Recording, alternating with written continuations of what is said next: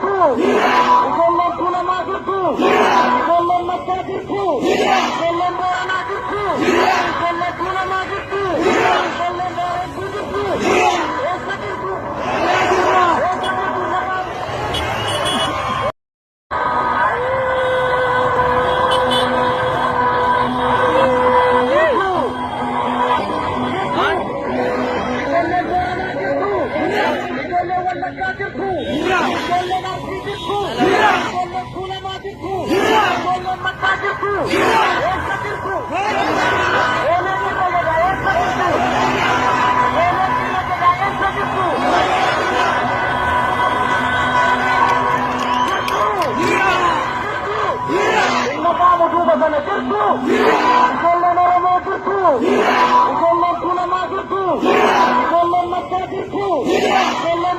Dirku,